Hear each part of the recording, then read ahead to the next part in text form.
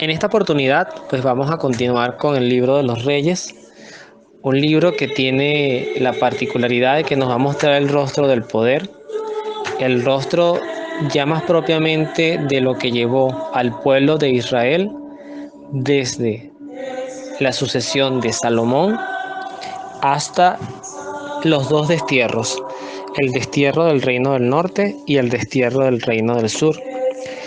Ya llegaremos allí, porque además hay una galería de reyes que pasaron por toda esta cantidad de años y también vamos a conocer el por qué se hablaba de dos reinos para el momento del destierro, porque hasta el momento, hasta ahorita, nos vamos a dar cuenta que tanto David como Salomón gobernaron a todo el pueblo de Israel, a las 12 tribus, por así decirlo, agrupadas en un solo reino. En esta oportunidad, creo que el punto de invitación que vamos a reflexionar hoy tiene que ver con lo que podemos obtener de Dios.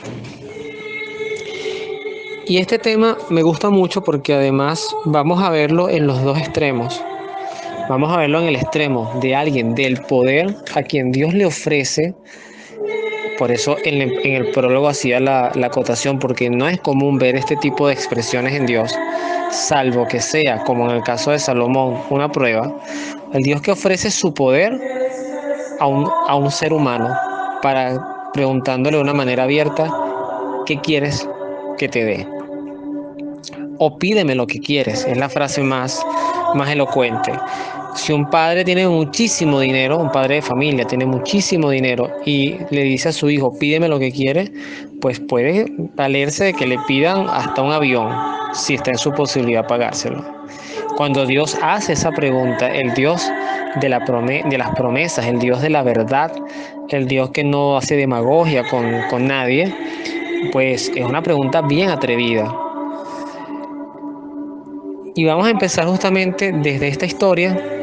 Vamos a conocer un poquito la historia de Salomón a través de esta reflexión, porque parte de la fama que conocemos del rey Salomón, que está enmarcada en su sabiduría, se dice que tenía una sabiduría pues fuera de lo normal, sobrenatural, y también se dice, bueno, que no había alguien igual en su tiempo y creo que por mucho tiempo con la sabiduría de Salomón. Pero a la par, Salomón no termina su reinado de la mejor manera. Entonces vamos también a ver un poquito que aunque pidamos cosas sabias a Dios, inteligentes, no siempre esos dones, aunque sean dones buenos, terminan bien porque podemos hacer mal uso de ellos o podemos descuidarlos. ¿Cómo comienza esta historia? Bueno, Salomón está en el capítulo 3 del primer libro de Reyes, a partir del versículo 4. Vamos a leer del 4 o a reflexionar del 4 al 15 y luego pasaremos a la lectura comparativa. El rey Salomón fue a Gabaón para ofrecer allí sacrificios, pues ese era entonces el más importante santuario de las lomas. Sobre ese altar Salomón ofreció muchos sacrificios, dice el texto, aproximadamente unos 1000 holocaustos. Y en Gabaón se le apareció Yahvé en sueños durante la noche y le dijo, y aquí viene la historia en sí misma, aquí inicia, le dice Yahvé a Salomón, pídeme lo que quieras. Eso fue todo lo que le dijo Dios. Dios es sencillo en sus palabras y directo. Salomón respondió, tú has tenido gran amor a David, mi padre, ya que él te servía fielmente como es debido y con sinceridad. También le has hecho un favor muy grande permitiendo que un hijo suyo le sucediera en el trono. Ahora bien, Yahvé, mi Dios, me ha hecho rey en lugar de David, pero no sé todavía conducirme. Soy muy joven para estar al frente del pueblo que has elegido, pueblo tan numeroso que no se puede contar. Dame pues a mí, tu servidor, un espíritu atento para gobernar bien a tu pueblo y para decidir entre lo bueno y lo malo, porque si no, ¿cómo podría gobernar a este pueblo tan grande? Hasta aquí lo de Salomón es verdaderamente virtuoso. Un joven recién ordenado rey, o decir, Sí, bueno, no sé si la palabra cabe ordenado o proclamado por voluntad de su padre, este rey joven se le aparece Dios en sueños y Salomón tiene la madurez existencial, no tiene nada que ver con intelectual, con coeficientes, nada. La madurez existencial de reconocer, primero, que su padre gobernaba con sinceridad, a pesar de los errores de David, pero sin duda era un rey honesto y que supo pedir perdón a Dios. Y Salomón se ve en el autorreconocimiento de su propia inmadurez o incapacidad para gobernar ese pueblo. Y esta imagen, por favor, los que han tenido la oportunidad, cosa que agradezco mucho, de hacerle secuencia a esta serie, que ya tiene pues bastantes capítulos avanzados, 44 capítulos con este, no le pierdan la pista a este Salomón, porque luego vamos a ver uno de sus hijos, que fue Roboam, que a partir de Roboam ya vemos cómo se puede corromper la madurez de un ser humano y provocar consecuencias terribles. ¿Qué responde Dios a esta petición? Yahvé le gustó mucho lo que Salomón le pidiese, o que le pidiese una cosa así, y le dijo: no has pedido para ti larga vida, ni has pedido riquezas, ni la muerte para tus enemigos, sino que has pedido inteligencia para gobernar con rectitud. Por eso te concedo lo que pides. Te doy sabiduría e inteligencia como nadie la tuvo antes de ti, ni la tendrás después. Además, te doy lo que no has pedido, riquezas y glorias, tales que mientras vivas no habrá rey alguno como tú. Si sigues mis caminos, cumpliendo mis leyes y mandamientos, como lo hizo David tu padre, te daré larga vida. Al despertar, Salomón se dio cuenta de que era un sueño. Volvió entonces a Jerusalén y se puso delante del arca de la alianza del Señor. Ofreció víctimas consumidas por el fuego y también sacrificios de comunión, dando un banquete a todos sus servidores. Palabra de Dios, te alabamos, Señor. Cuando Dios da, sin duda, da de manera sobreabundante. No digo ni siquiera abundante, digo sobreabundante. O sea, Dios no ve, así como el amor de Dios hacia nosotros es ilimitado, no tiene barreras. O sea, es hundirse en un océano. Vamos a hacernos la imagen de un océano, y estamos en la parte más profunda, si cabe el término del océano, que nunca sabemos ni siquiera cuándo será, porque ningún ser humano sobreviviría a semejante profundidad.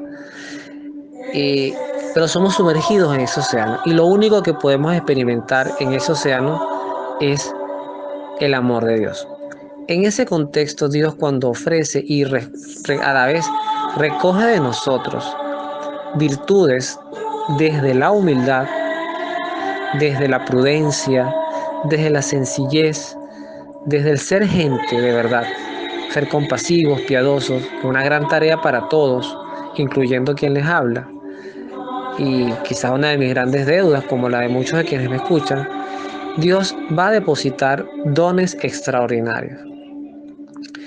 Y en este contexto, Dios le da a Salomón no solamente lo que pide, sino que además lo que no pide. Fíjense ustedes, no solamente lo que le pidió, sino además lo que no le pidió. ¿Y qué fue lo que no le pidió? Bueno, además le dio riquezas, le dio majestad, le prometió larga vida si cumplía, ahí está el condicionante, si cumplía, si no se apartaba de él. En un ser humano, quizás es el talón de Aquiles con Salomón, en un ser humano tener tanta gracia, pero a su vez dejarse seducir tanto por eso, puede terminar siendo corrupción para él. De los reinados más potentes desde el punto de vista de riqueza, de majestad y de crecimiento fue el de Salomón. Pero fíjense que el rey que se recuerda en Israel es el rey David. El rey David no gozó quizá de las riquezas que gozó Salomón, ni tampoco de la sabiduría, pero fue un rey que gobernó toda su vida con la escucha en Dios. Inclusive cuando a través de los profetas le interpelaban, le corregían, le daban duro a su proceder. Salomón recibe una gran bendición producto de una respuesta acertada, asertiva, una respuesta sabia. Ya de por sí hay una semilla de sabiduría en Salomón, pero Salomón luego veremos cómo progresivamente se va dejando corromper por las tendencias del mundo. Y a pesar de que fue un hombre muy sabio y muy rico, pues en cierta forma no tenía a Dios, no llegó a tener a Dios en su corazón al final como si lo tuvo David. Pero esta es la primera, lo que podemos rescatar es qué le pedimos a Dios, qué hoy le pedimos a Dios. Cura para nuestras enfermedades, el fin de los traumas políticos, la superación de las crisis, mejoras salariales, que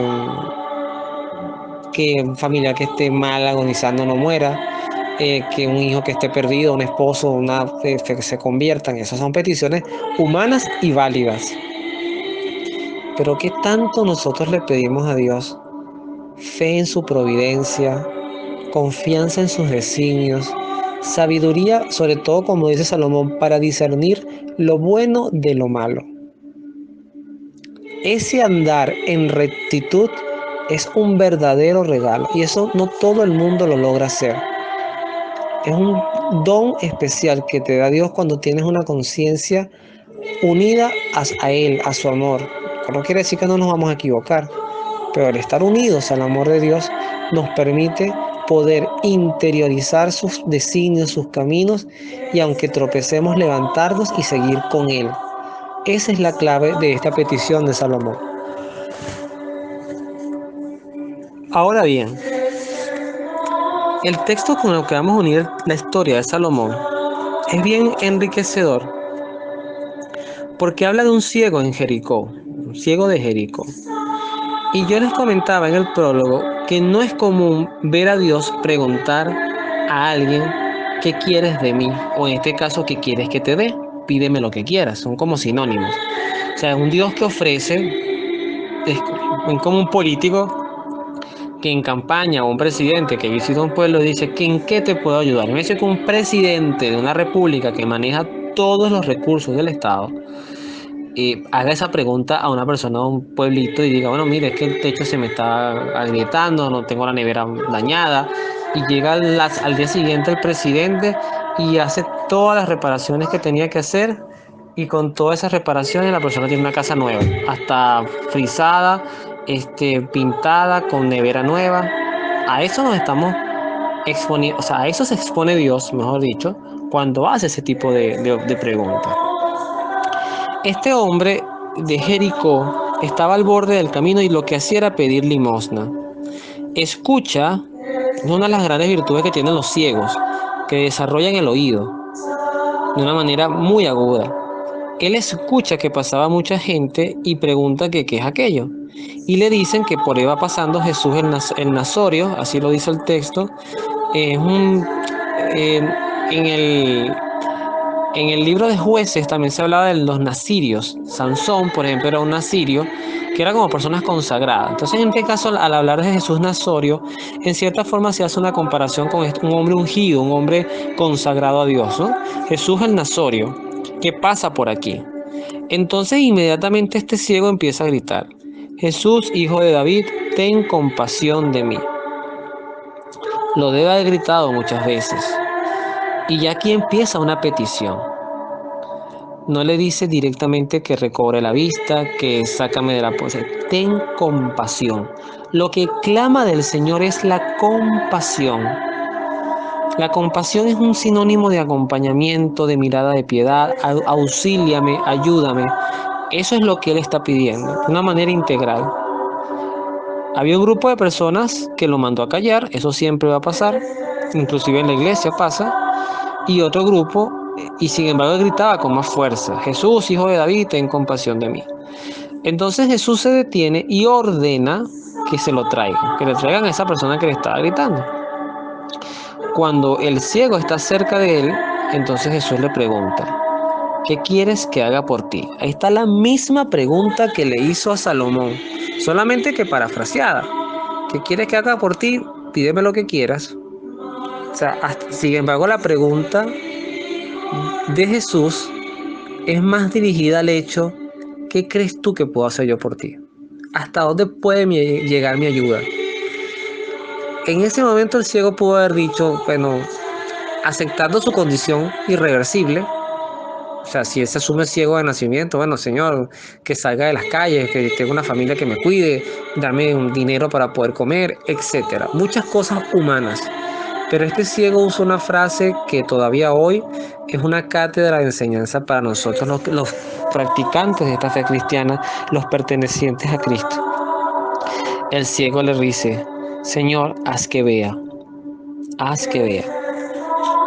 Fíjense, Salomón dice, sabiduría para conocer lo bueno y lo malo. Eso es ver, eso es tener capacidad de ver. El ver también implica poder determinar los riesgos, los peligros. Eso es ver, una mirada integral. Por eso me gusta la frase, haz que vea y no sana mis ojos, porque recobra la vista, sino haz que vea.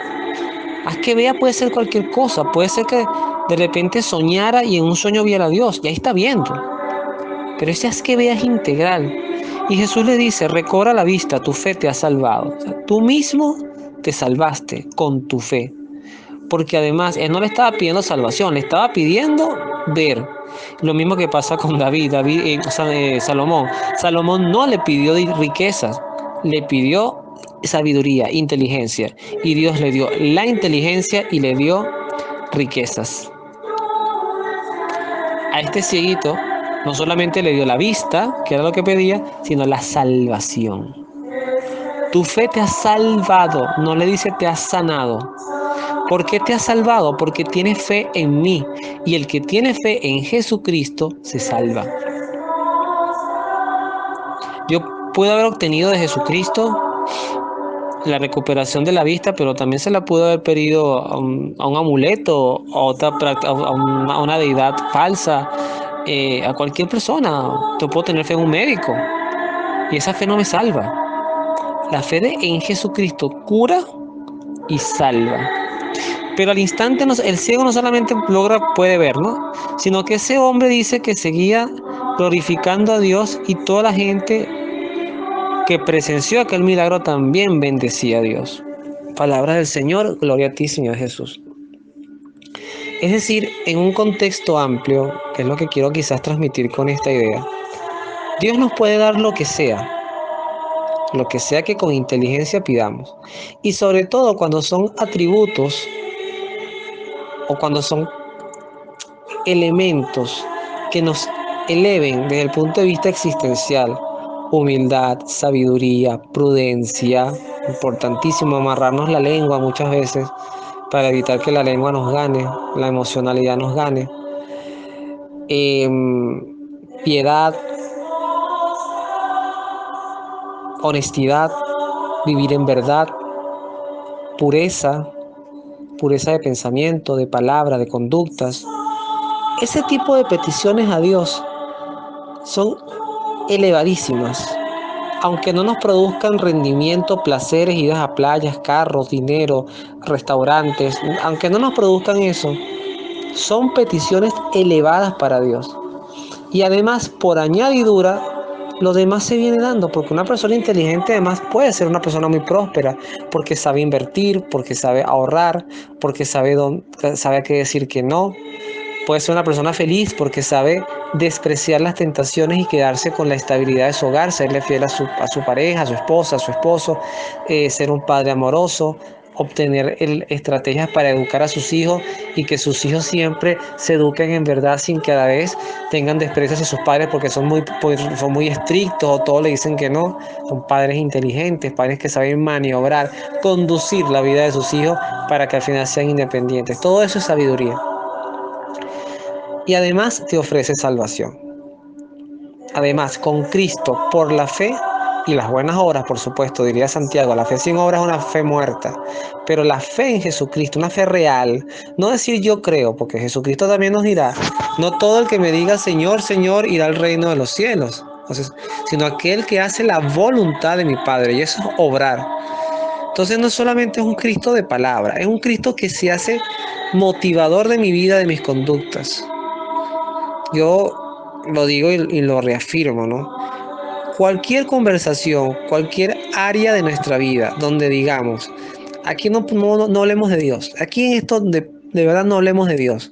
Si hay un espacio en nuestras vidas donde nosotros no podemos meter a Dios, salte de allí, salte. Porque Dios, no hay un espacio de su existencia donde nosotros no estemos para Él. Y no hay un espacio de su omnipotencia, de su gloria, que nosotros no estemos involucrados para Él. O sea, Dios existe no por nosotros. Dios existe con o sin nosotros. Dios no nos necesita para ser feliz, ni porque se sienta solo. Dios es pleno en sí mismo, pero quiso por voluntad derramar su amor en seres creados por Él, que a su vez tuviesen la libertad de amarle por voluntad y no por esclavitud. No somos unos títeres del titiritero que nos maniobra arriba. Y eso además yo creo que una de las cosas más inteligentes y más increíbles que tiene el concepto de la creación. Los animales no son libres. Los animales viven bajo la esclavitud de sus propios instintos. Un animal con hambre de verdad, puede llegar a morder la mano de su amo. Un animal lleno de cólera o que se sienta amenazado puede llegar a morder, a atacar. Un animal huele ferormonas y lo que entiende es que el instinto de sexualidad procreativa, porque además es lo que ocurre en el acto sexual animal generalmente, no voy a decir que siempre sea así, es producto de instinto, no sabe decir que no. En los animales no vamos a ver, en algunos casos muy excepcionales sí, pero en los animales rara vez veremos que si fidelidad, que si monogamia, nada de ese tipo de cosas. Son animales, incomparables con los seres humanos. El ser humano vive todo lo que vive un animal y lo puede controlar, discernir, debatir, rechazar, aunque le genere placer. Pero ¿por qué no puedo obtener esto que me va a dar mucho placer? Porque hay algo que me dice que está mal. Porque voy a herir a alguien si entro por ese camino. Y eso es lo que dice Salomón. La sabiduría para gobernar. Uy, ojalá nuestros gobernantes pidieran eso. La sabiduría para gobernar y para poder caminar o ver lo bueno, separar lo bueno de lo malo. Esa es la gran enseñanza de este encuentro de hoy. Y decirle a Dios como le dijo el ciego de Jericó. Porque muchos, aunque vemos, no vemos. No sabemos ver o no queremos ver la verdad. Señor, ayúdame a ver. Porque además, confiando en que tú me vas a dar la vista, tú me devuelves la vista y me das la salvación. ¿Qué más queremos? ¿Qué más regalazo de Dios queremos que es? Así que bendito este testimonio de Salomón y este testimonio del ciego de Jericó, que nos da centralidad y confianza en que debemos depositar todos nuestros esfuerzos, nuestra confianza, valga la redundancia, todos nuestros motivadores en Jesucristo, Señor de la historia, Señor de todo, porque además con el Padre y el Espíritu Santo, un solo Dios, tiene el señorío del mundo y es el que está llamado a reinar por los siglos de los siglos. Amén. Que Dios los bendiga. Nos vemos en la oración.